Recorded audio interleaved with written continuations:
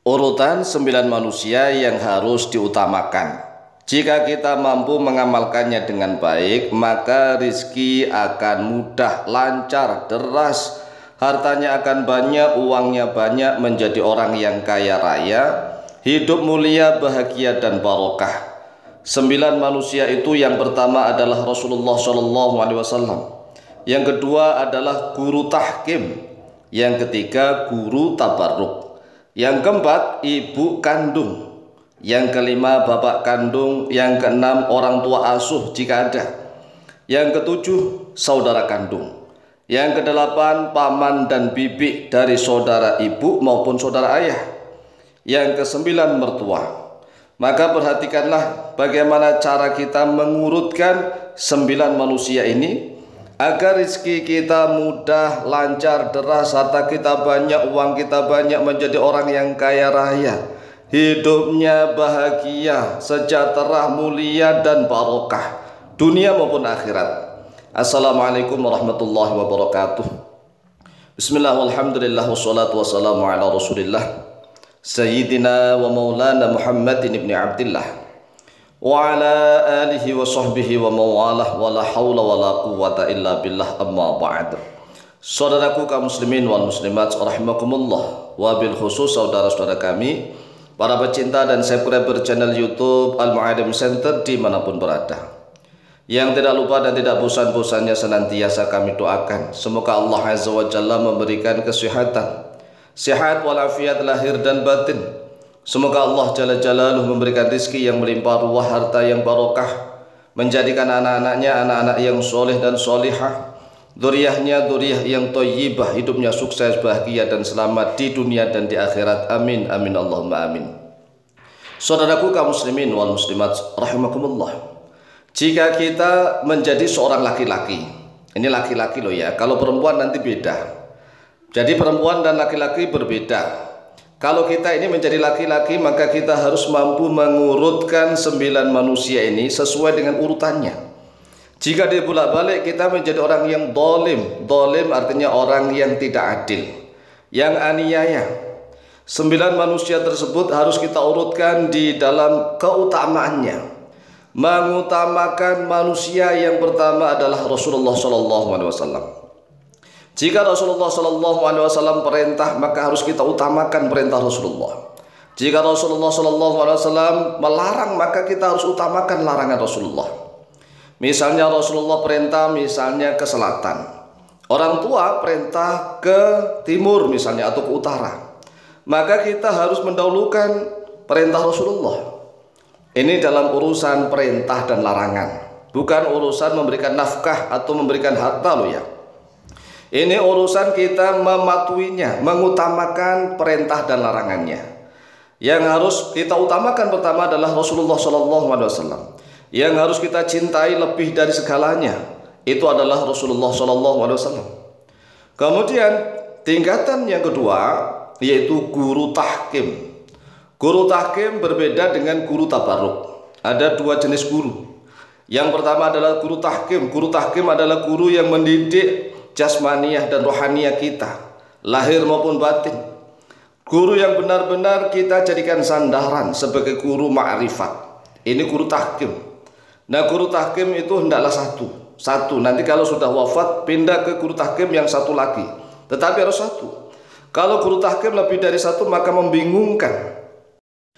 Karena guru tahkim ini perintah dan larangannya harus kita utamakan. Jika guru tahkim lebih dari satu, misalnya dua orang guru tahkim, yang satu perintah kita ke selatan, yang satu perintah kita ke utara, lalu kita harus kemana nih?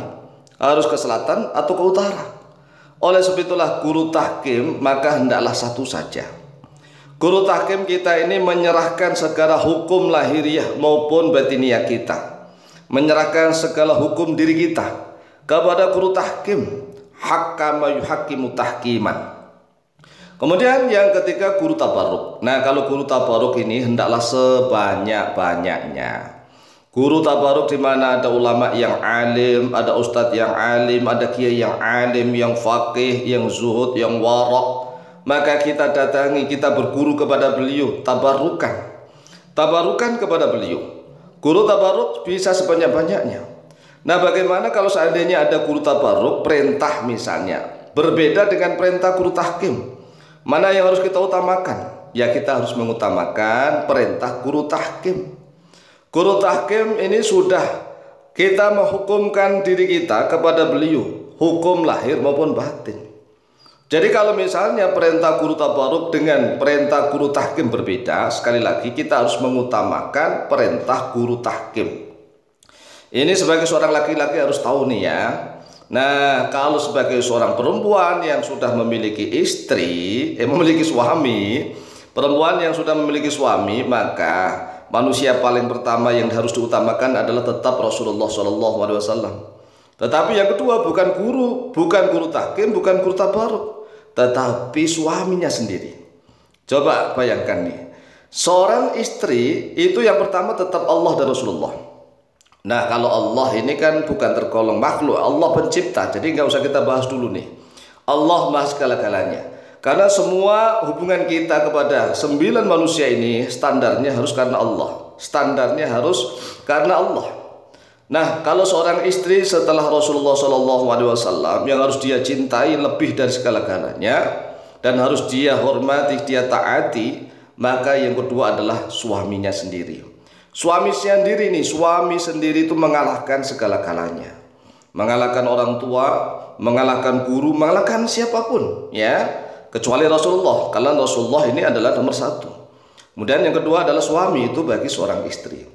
Namun bagi seorang suami, seorang laki-laki, yang pertama Rasulullah SAW, yang kedua guru tahkim, yang ketiga guru tabaruk.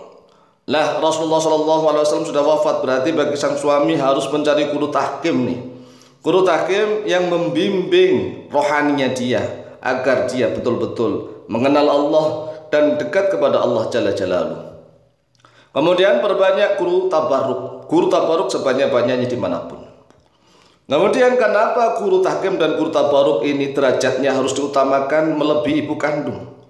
Karena ibu kandung dan bapak kandung itu hanya sebagai yang merawat jasmaniah, merawat badaniah, jasmani kita, jasad kita. Sedangkan guru itulah yang mampu mendekatkan diri kita kepada Allah Jalla Jalaluhu.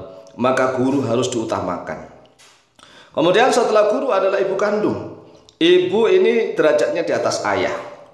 Maka harus ibu dulu yang diutamakan, perintah dan larangan ibu. Kemudian dalam segi pemberian, kalau ini ibu kandung, harta dan seterusnya, ini juga harus diutamakan. Setelah itu baru bapak kandung. Setelah itu kalau memang memiliki orang tua asuh atau orang tua angkat, ini orang tua loh ya, harus didahulukan perintah dan larangannya. Kemudian larangan dan perintah dari saudara kandung, terutama saudara tertua. Saudara tertua sekandung ini harus tetap dihormati, jangan pernah ditentang karena itu saudara. Nah, bagaimana kalau saudara tertua tapi memiliki sifat yang buruk? Bagaimana? Ya, sifat-sifatnya itulah yang tidak bisa kita tiru, tetapi kita tetap harus hormat kepadanya. Kemudian yang ke-8, paman dan bibi, baik saudara ayah maupun saudara ibu. Perintah dan larangannya harus kita utamakan, tetapi harus dengan urutan-urutan tadi ya. Kalau perintah paman dan ibu berbeda dengan perintah saudara kandung, dua-duanya tidak melanggar syariat Islam, maka kita juga harus mampu mempertimbangkan dengan baik. Kemudian yang ke-9, mertua. Perintah dan larangan mertua ini juga bisa kita pertimbangkan. Ini bagi sang suami, bagi laki-laki. Adapun bagi sang istri, ya setelah Rasulullah adalah suaminya, setelah itu adalah guru-gurunya, kemudian setelah itu baru orang tuanya. Demikian, semoga manfaat dan barokah. Lebih kurangnya mohon maaf. Wallahu ta'ala a'lamu bishawab.